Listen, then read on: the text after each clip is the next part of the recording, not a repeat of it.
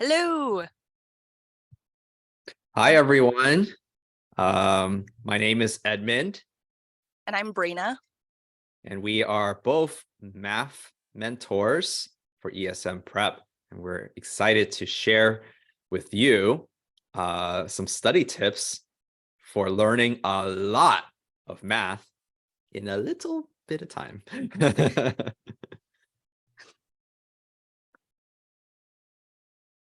The tips in this webinar are going to be focused on high school level math classes. So Algebra 1 and 2, geometry, pre-calculus, calculus. Does not replace learning the material, doing the work yourself, really understanding the material, doing practice questions. This is just tips for these classes. Yeah, I gotta say that like when you study for math, it's a lot different than studying for other classes where, maybe you can just read something, read it twice, and then you're like, okay, I'm good, right? Math is really something that's best learned by doing. I mean, you still need to read it, but then you have to apply it. And so there really isn't, like when we say that you can't really cram for math, right? And like, how do we learn in a little time? These are just ways for you to deepen your understanding so that you're not wasting time trying to memorize, right? Or like you kind of have like a backup plan where if you do forget, there's a way for you to still figure things out. Yeah, exactly. One big question if you have a math test coming up is, do you get a cheat sheet? Is it a note card, a single piece of paper? Does it have to be handwritten? Or do you have to memorize all of the formulas that are going to show up? Yeah. More and more classes are offering or allowing a cheat sheet. And so you want to make the most of that cheat sheet.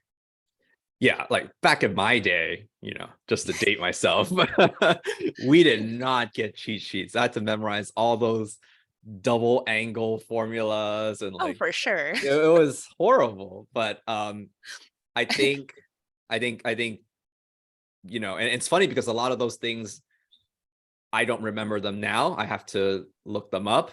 There's some things you never forget, but like I think teachers are starting to recognize that, okay, for a lot of these things, we have references. It's really more about, do you know how to use it and when to use it? Let's test that instead. And so, yeah, we're leaning towards, like less focus on memorization. And that was the case too with I think that this is why they, like, the SAT back in my day had vocabulary, right? Analogies and sentence completions. And then, even they distanced themselves from that. They moved away from that just because, they got criticized for being a memorization test. So yeah, a lot of them have cheat sheets. Like Brena said, there's a big difference if it's just like, oh, you have to put everything on a 3x5 note card, and so you have to be like a little selective, or you just get like front and back of a 8x11, 8.5x11 piece of paper where you can just like, you might not even be able to fill that whole thing, right? Yeah. But And along with that, do you get to, like, are you restricted to yeah, only putting formulas on there? Or can you give yourself an example of applying the formula so that when you see a question, maybe you don't recognize immediately what formula to apply, but the question looks an awful lot like your example. And then yeah, you can follow your own steps that you wrote down for that example, yeah, if you have because space. right. Because again, the teacher wants to test whether you know when to use a certain technique or formula. And it's like, well, if you don't know that, then the example basically will give you that as well. So it But is, yeah. yeah. So some teachers will be like, no, only formulas, or they'll say like, we'll give you the cheat sheet. Like we'll hand out a piece of paper to everyone, so everyone gets a uniform one with all the formulas, and they'll let you know which one, what they're giving you out, so you know what to not have to memorize. But so yeah, it all depends, right? There are some teachers that, yeah, will let you make your own with the idea that like the process of creating the cheat sheet is studying in itself of itself. So Because it is. Yeah. even when a teacher doesn't make you do a cheat sheet or allow you to do one, just even doing it anyway to help you study is actually a really great strategy. Yeah, absolutely. Absolutely. Also, if you can make your own cheat sheet, you can color code it. You Mm, can make it pretty, you can make it pop, you can make it um, stick in your own head, yes. whatever works for you. You can have graphics, you can put emojis on there. Like make it something that's going to click for you and make the material make sense to you. Yeah, and that's why, that last bullet point stresses that you should be putting, when you make your cheat sheet, you should be putting it into your own words, in words that you understand, right? Not just copying stuff verbatim from a textbook. And that's just it's useless if you don't understand your own cheat sheet, right? Like one example is like I've seen those like derivative tables, right? That like express everything in U, and then so they like naturally add the little chain rule thing at the end, Right, and, right. and So it's like that's for confusing to many calculus. beginner calculus students who might not even gone to the chain rule yet, but they're just looking at the thing in the front of And they're their like, textbook. why is there a DU after everything? Why Yeah, is there a yeah, and so DU? it's like if you don't understand it, that's not how you want to put it on your cheat sheet. Right. At this point in the semester, I'm thinking all calculus students have encountered chain rule. So if you're watching and you're taking calculus, you probably got the reference. All um, yeah, right, great. cool. Other ways to study. Ask your teacher for a blank copy of past quizzes, past worksheets, past tests from previous classes who took this test. Like ask for past material and then treat it like a test. Yeah. Do test environment setting and practice. Yeah, another great thing you can do is a lot of textbooks, right, will have their answers to the odd problems in the Yes. back. And so the teacher assigns even problems for homework. So you never did the odd problems. Well, guess what? Now you can, and you can check your answers, right? And it's just giving you an additional practice, right? At the Yeah. same rigor as your homework assignment. And practice makes permanent. So if you are using the textbook that way, I would probably, because it's not formatted like a test, I probably would not simulate testing environment for that. Sure. Yeah. I would do a question, check your answer, do another question, check your answer, so that if you're making mistakes, you catch it right away and you don't do Right, another right. question with the same mistake. Yeah, Great point. Yep. fix the issue. And that also brings me to CUDA and Khan Academy, which are other resources that allow you to do exactly that, to practice questions and get immediate feedback. All of the CUDA worksheets, if you just look up a topic and you find a worksheet on it, it will have the answers at the bottom. So it'll have a copy of the same questions, just with the answers in red on it. And Khan Academy, if you find a set of practice questions and you do a practice set, it'll give you immediate feedback. Every question, it'll give you fireworks and a happy noise, or it Oh, will yeah. say, try again.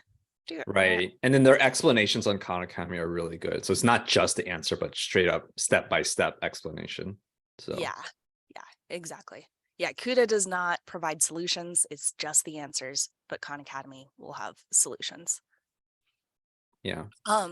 And if you're not sure how to find appropriate practice on CUDA or Khan Academy, use your textbook. Use the labels on the top of the section or the labels on the worksheets that you were given or any Mhm. keywords, key phrases. These are universal names for those math topics, like completing the square. if you look that up, you will find practice on completing the square. Yeah. Yeah. Hopefully your math teacher doesn't use like cutesy name substitutions or something like that. Right, They shouldn't. right. They shouldn't. Yeah. Um, Hopefully, yeah, you have a textbook or worksheets that are clearly labeled. yeah. Yeah. By the time you're in high school, like I know in elementary school, middle school, there's a lot of variation for what you call stuff. And Yeah. yeah. And also, like sometimes take a couple of seconds, take a couple of minutes to think about why these things are called the things they are, because there's a rhyme and reason to it. Like Like difference of completing the squares is square? not just a name. Like it's difference because you're looking for that subtraction sign. Like that's going to help you know when you apply that concept, you know? Yeah. Yeah, exactly. Sometimes you do have to memorize a thing. For Yeah. instance, if you're in a geometry class, you have to memorize theorems in order to construct proofs using those theorems. And so one idea that we had for trying to memorize those theorems is making flashcards with conditions on one side and the theorem on the other side. And as we were talking about this, we realized that sometimes the conditions lead to multiple conclusions, Hmm. like or you can get a conclusion from multiple conditions. For instance, Hmm. you could get these triangles are congruent to each other from side angle side or from angle angle side. There are multiple conditions that could lead you to the same place, but it still would be productive to put those on individual flashcards. And so if you see the condition, or if you see the conclusion, if you see my goal is to establish that these two triangles are congruent to each other, Yep. and then you flip over the flashcard, it's going to have one set of conditions that would get you that conclusion. And Yeah. maybe it's not the first one that popped into your head. And so that just reinforces that you have options and you should think about multiple theorems that could get you where you're trying to go. Yeah. Yeah. Definitely. That's you want to be able to see what you have to try to prove and then imagine working backwards from that, right? And so that's going to be a good way to study. And then yeah, there is going Flipping to the be mental cards. some memorization, right? Like there's no way that you can like look at reflexive property and then be able to derive what it means without just knowing. Like you just have to know it, Yeah. right? And then there's just like a number of theorems that have like very vague names, And right? Like just there's sort of a way to like help yourself memorize that. Like reflexive property is the the object looking at itself in the mirror. It's like, yeah, I'm you. yeah. Reflexive. But yeah, That's the yeah, ultimate way to test yourself, right? The more you do, you're going to just use them so often that it's going to be automatic, actually. So, yeah. yeah, I was going to say like Ineffective. the best way to study for a math test is basically throughout. You know what I mean? Like if you were just doing your homework on time every time, Yes. there shouldn't be much left to review. The night before. Yeah. Um, Agreed. Math is cumulative. There's no workaround for that. Even if your teacher is like, the current test is only going to be the current topics, they're still going to expect you to be able to work with fractions, maybe work with exponents. Like yeah, the foundational skills show up. Math is cumulative. yeah, and that's also why we say you have to practice on problems, because it's possible that the concept really well, and then it's just your execution is lacking, right? Like you're applying it, but then you make a mistake in adding fractions, or you don't know how to simplify a radical or something like that. And so you really don't want to get dinged for like half a point off here and there. It's just going to add up, and you're going to wind up with a B plus instead of the A you really deserve, because like the material, right? It's just so so yeah, that brings us to like ineffective ways to study, right? if you think that you can just, skim through your textbook or look over your notes, before the test, and you're like, got it, like, yeah, that could give you a false sense of confidence. Like, I'm all for confidence, but not if. Yeah. Looking at theorems, looking at facts that you have to practice. You just have to. You have to do some practice questions. So thinking back on the cheat sheet, if you are able to make a cheat sheet, I often hear, what do I put on it? Well, do some practice problems. And if you find yourself looking up a theorem or looking up a math fact, that should go on the cheat sheet. So you really just have to do problems. You have to do practice problems from somewhere, from some source, from a previous homework assignment, from the textbook, do the odd numbers from a CUDA worksheet. You just have to do some. Yeah. Another like kind of common thing I hear from students like after a test would be like, oh my gosh, can't believe I studied so much about, XYZ concept and then it wasn't even on the test or something like that, right? And so you're just like, oh, okay, well, could have saved yourself a lot of, time or reallocated that time to something else. And so that usually happens if you're not aware of the scope and the format of the test, right? And so most teachers will be pretty clear about what will be tested, right? And you should have, at this point in the year, you should already have a couple tests under your belt, so kind of like the expectations. Like, is this the type of teacher who gives tests that are just same difficulty level as the homework, but with just different numbers? Like, okay, right? Then you know how much you have to study for that. Or is this a teacher that likes to do, some of that, but then like always does a challenge problem at the end, right? And that like, like do a little twist or something like that, right?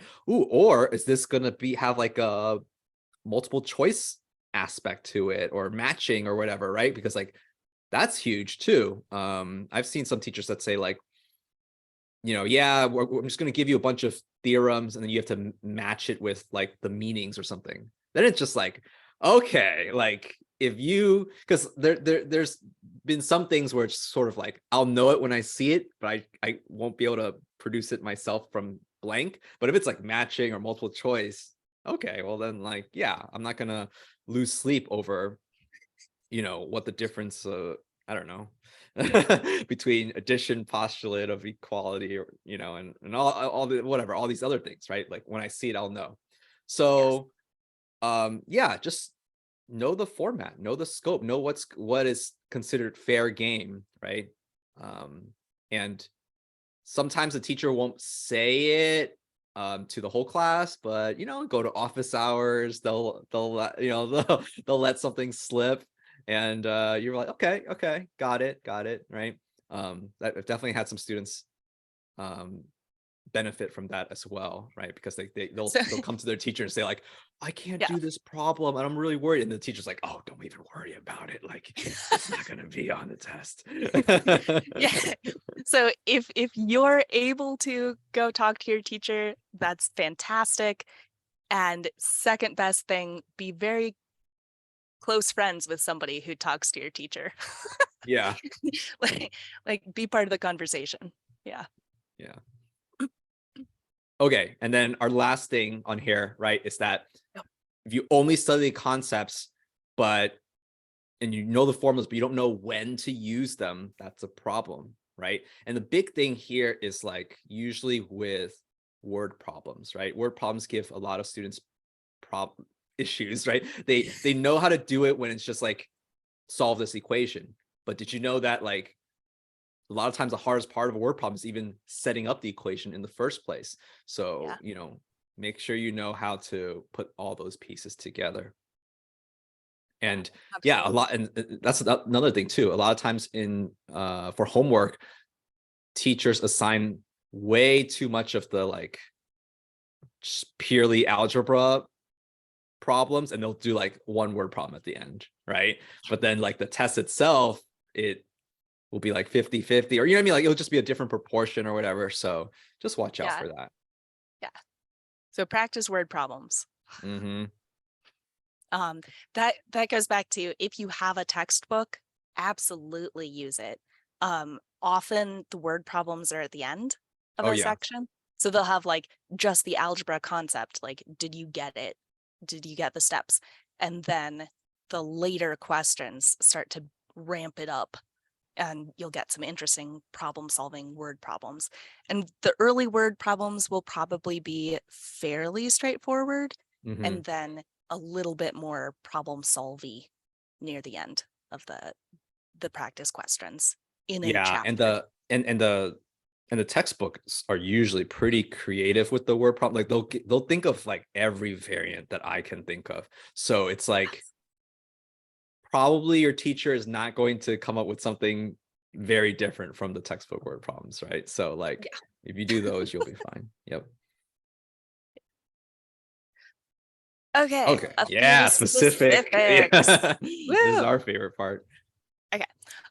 Unit circle, if you know the first quadrant, you know the whole thing. Just really know the first quadrant, understand what it means.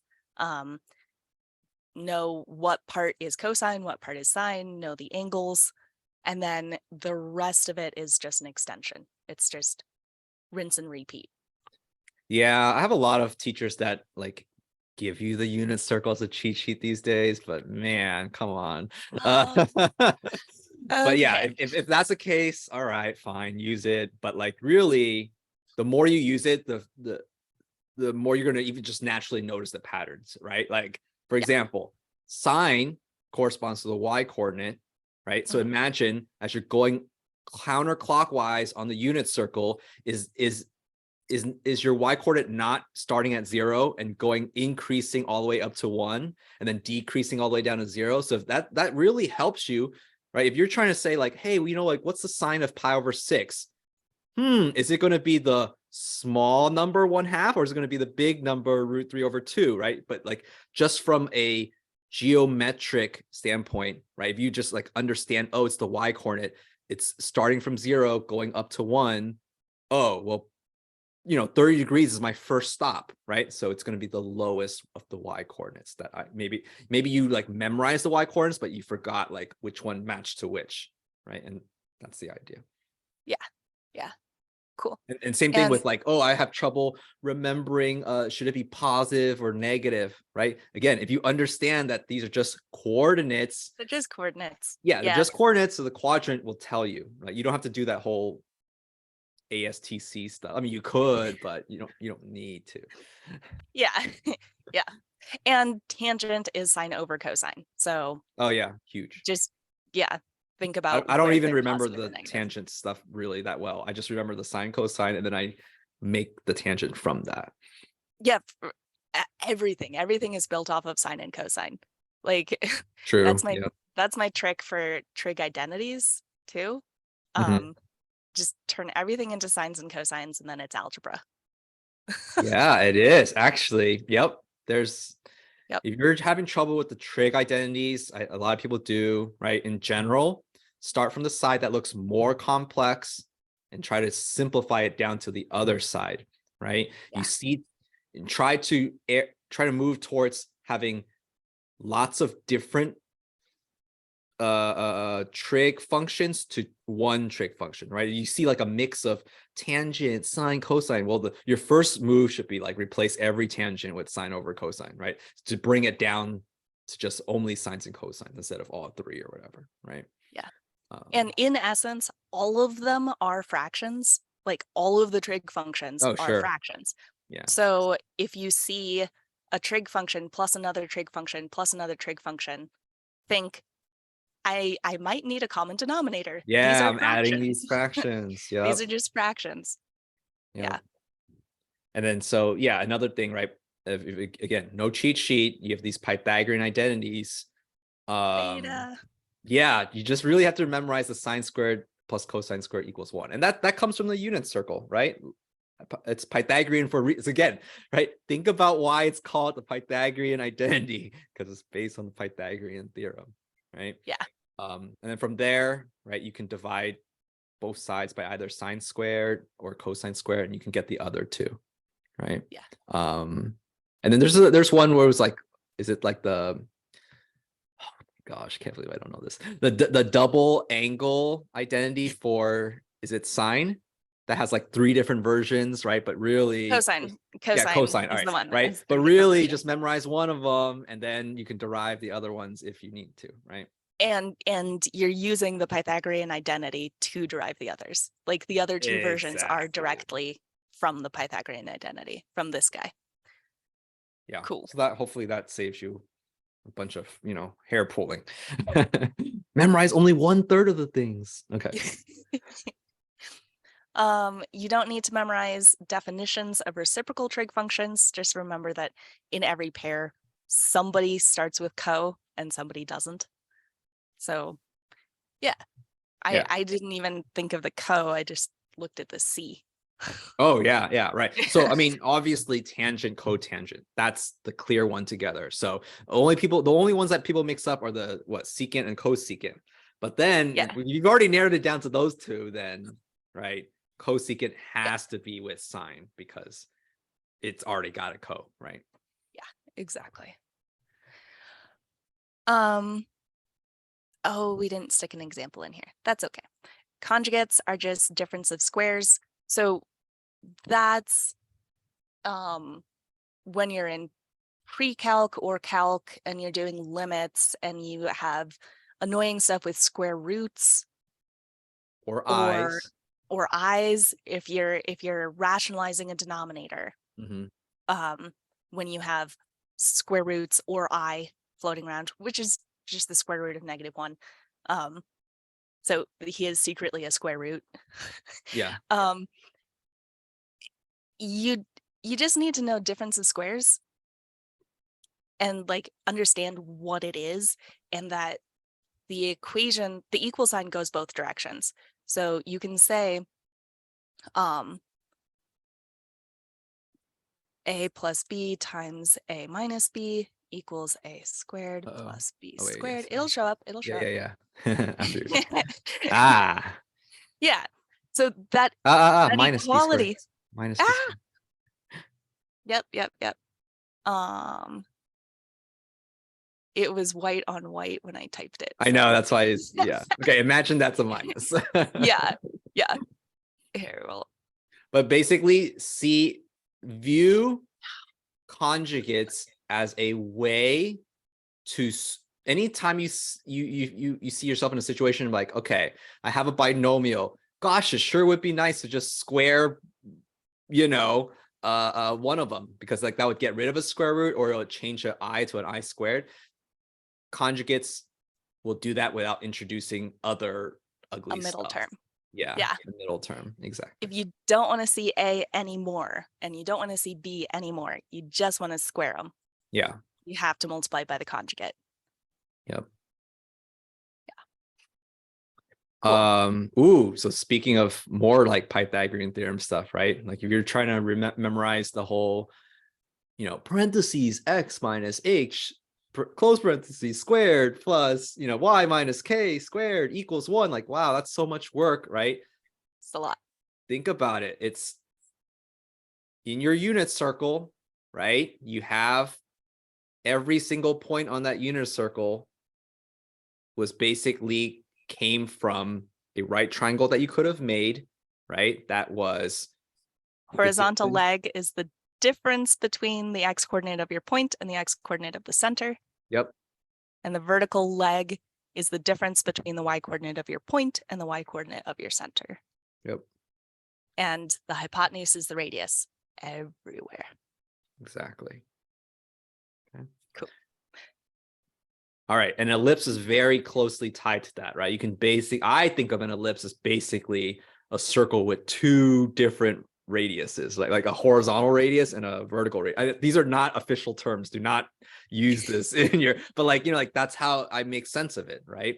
Yeah, and that also helps with the area formula for an ellipse, which nobody expects you to memorize, but it's kind of cool. If you look up the area of an ellipse, it's just pi times a times b. Whoa. So it's, I get it.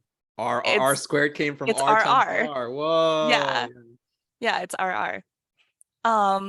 Okay, so I like thinking of an ellipse as just a circle with graph transformations.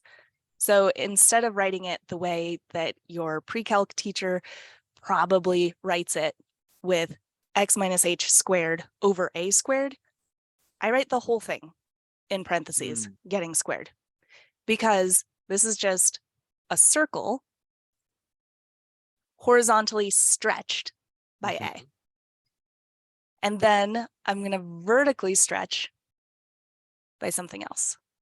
And I can shift this wherever I would like to. Sure, because remember HK is the coordinates of the center. That's true for circle or ellipse. Yep. Or hyperbola, Yeah. or a lot of stuff. Yeah. It's the center of the action. Yeah. Yeah. Vertex of your parabola. Yeah. Cool. I need to get back into present mode. Cool. And that ties directly into the last bullet point that skills in graphing transformations apply all over the place. So if you're graphing trig functions, you're graphing sine, cosine, tangent, cosecant, all that jazz. If you've got something in parentheses happening to x, x is like fighting it, and it does the opposite. So if you multiply the x thing by something, it's actually compressing horizontally. And if you've got a periodic function, the period is getting compressed as well. Everything horizontal gets compressed. And you can shift horizontally, and vertically you can stretch and you can shift. And I like to say horizontal stuff and vertical stuff are separate, but whatever you do, stretch before you do something shifty. Yeah. Yeah. So if you're going to do something shifty, at least do your stretches first. Yeah. Well, it also follows order of operations. That's how I think of it, right? Like when you plug in that X, your order of operations tells you to do things in a certain order, right? It mostly does. It's a little goofy because if you have like A sine B x minus C. B too. Yeah, you pull out the B gets applied before the C does, even though the C is in parentheses. Yeah. Yeah. So that's contrary to what you would think with order of operations. Well, if you had distributed the B, so BX minus BC, then it's still. But you're right. You're right. To make it easier, we should write it this way. Yeah. Compress. But the takeaway here is that the stuff that you learn, you probably first learn transformations. I'm trying to think. Would it be like parabolas in vertex form, right? Like when you write something in vertex form, you can see that, oh, I had my basic y equals x squared parent graph, right? And then now I'm moving it, I'm introducing an h and a k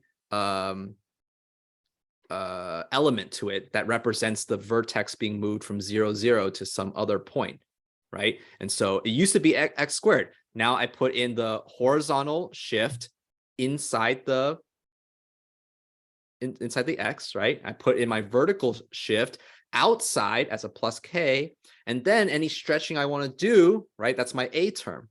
But that's the thing, right? This thing that you learned here, it's the exact same thing. Like you're going to later apply it to trig functions. You're going to apply it to exponential functions that can move up and down, that can get stretched, all that can get flipped, right? Like I can flip something across the x-axis with a negative a.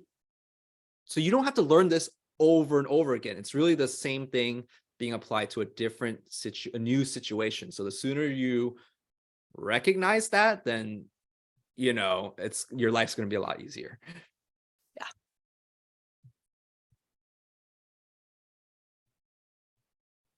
Okay. Geometry. All right. Yeah. So we got some geometry tips. Again, like people think geometry is really tough. Oh my gosh, there's so much stuff I have to memorize, right? So many formulas. Every shape's got a formula. Well, I mean, yeah, every shape has a formula, but they're all connected, right? And they should all make kind of intuitive sense to you, right? Like a trapezoid, right? It makes sense that it should be the average of the bases times height, right? Because can you draw a trapezoid, Brena? Right, yeah. Yep. So here we got a trapezoid, and you can see that like I can take the small base, which is on the top, right? And I could imagine making a rectangle, right? With that small base. And that would be, obviously the trapezoid has a higher, ooh, I like this. Ooh, I see where you're This going is with how this. I think of it. I Yeah, literally just like average the bases, and then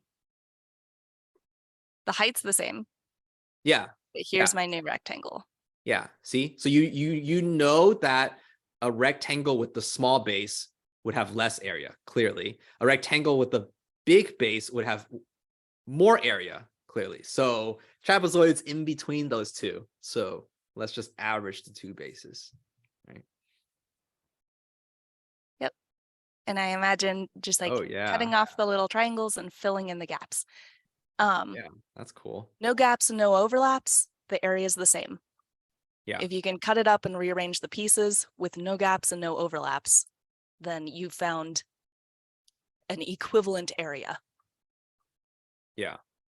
Oh my gosh. And another formula, right? That so many students are just like, oh, what is it again? And it's like they're able to rattle off Pythagorean theorem like it's nothing, but then they're like stumbling over distance formula. And I'm like, just like, stop. It's just do the Pythagorean theorem, right? Horizontal leg. Horizontal leg is the absolute value of the difference between the two x values. And if you square it, it doesn't matter Yeah, who's bigger. yeah, And the y values, the same thing. It's the difference between the y values. You're going to square it, so it doesn't matter who you subtract from whom. yeah, yeah. That whole x minus x1 thing, please understand that it's only meant to find the distance of a leg. The y minus y1 thing, that's the distance of the other leg. And guess what? You're squaring them, you're adding them, and then you're square rooting them. That's exactly what you do for the Pythagorean theorem. So if you're really having trouble memorizing it, don't memorize it. Just understand, just draw the right triangle every time, and then, Yes. do it from there. Cool. Volumes of prisms are just the area of the base times the height. And I used to have, oh, I moved it. I had a hexagonal prism, a Ooh, little jewelry box. that's cool. Yeah, yeah. And I really liked showing that it's just the hexagon times how much you've extended it into a third dimension. Ooh.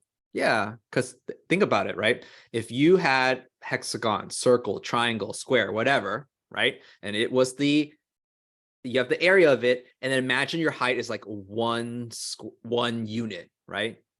Then the volume would just be that, right? In units cubed. And then you're stacking more and more layers, each one, right? And so how many layers you're gonna stack? 5.5.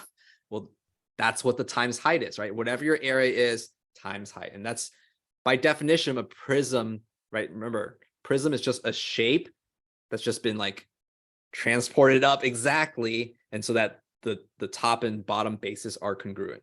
Okay, so this only works for that.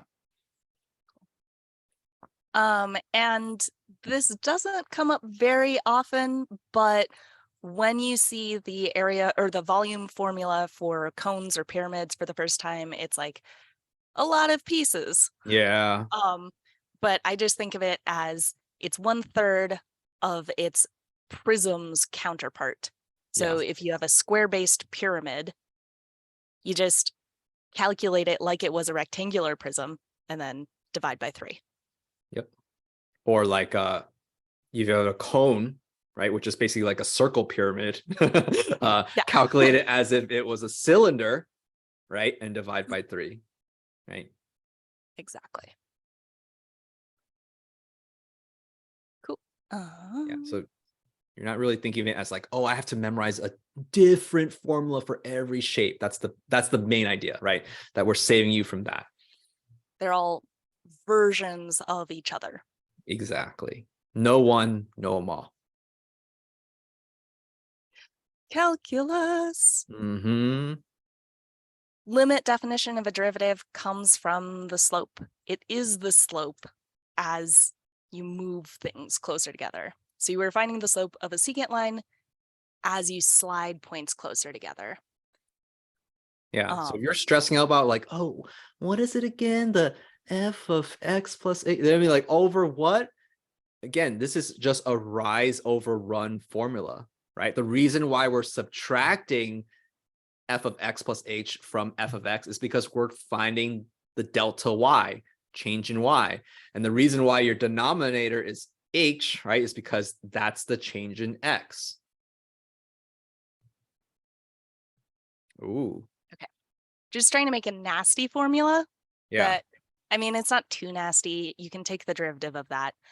But if you did a point, let's call it, yeah, I'll use the a that I had earlier, a comma f of a. Why are you complaining? Oh, because I have two No f's comma. defined. I had two f's defined. And there's two f's. Yeah. Yeah, we're good now. I'm gonna get rid of like half this stuff. I still want my h. I still want my, oh, I had b as my lower bound. Let's see. Let's just go typical. Mm-hmm. And I don't need a k anymore. I really don't need my formulas. Okay. So There you go. I've got an h and I'm going to keep it fairly small. And okay, if I was making the equation of a line, and I'll go a plus h, f of a plus h. Okay, I've got these two different points. Yeah. If I wanted the equation of a line between those 2 points, I would need the slope. So I'm going to say m equals f of a plus h minus f of a over a plus h minus a. The a's cancel in the denominator. But this is basically the difference quotient evaluated at a specific value. And then I would have y equals the slope, x minus the x coordinate plus the y coordinate. I've got my secant line. Love and I can squish these closer, but watch what happens when h is 0. Yeah. Poof, doesn't exist. Why doesn't it exist? Because I'm dividing by 0. Yep. Not good. But that's what calculus lets us do. It lets us look at the limit, and the limit as h approaches 0 gets us the slope of the tangent line. Yeah. Yep. That's great. Yeah. So hopefully you understand why we're even taking the limit as h approaches 0, right? It's like we're trying to bring those 2 points closer and closer together until it becomes tangent. All right.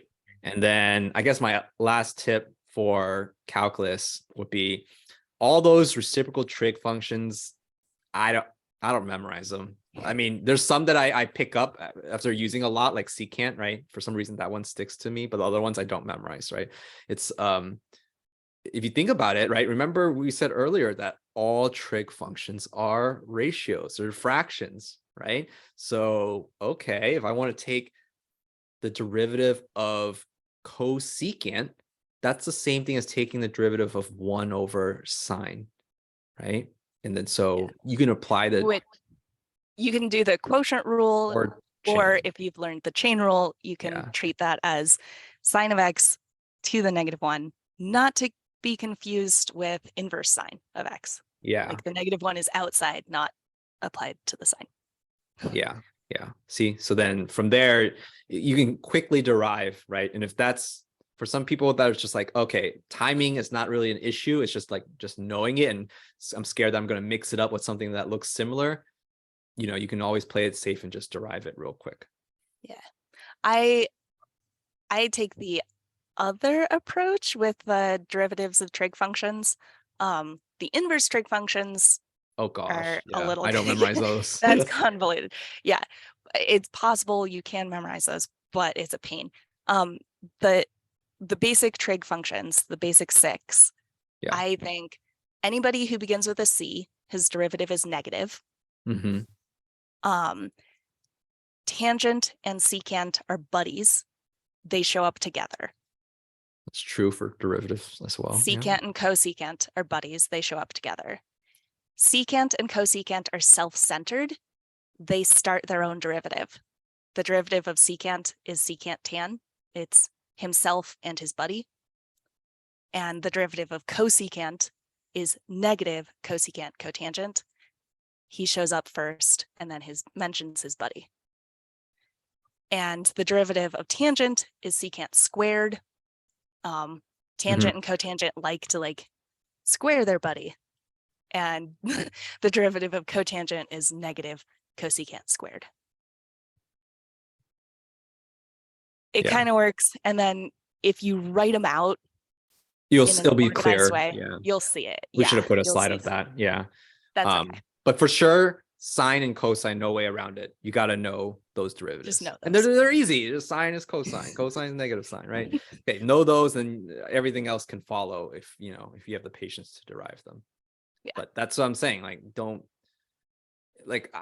Why did I come up with all this stuff? Is because I have a bad memory. So I had to, to survive math in high school, I had to find these ways of really understanding over memorizing. So I'm just trying to pass that on to all of you. Yeah, for sure. In conclusion. Yeah. So at the end of the day, right, hopefully you don't see this as some kind of bait and switch, right? There was no magic formula. There's no magic bullet that was just oh, you're going to, listen to this webinar and you won't have to study.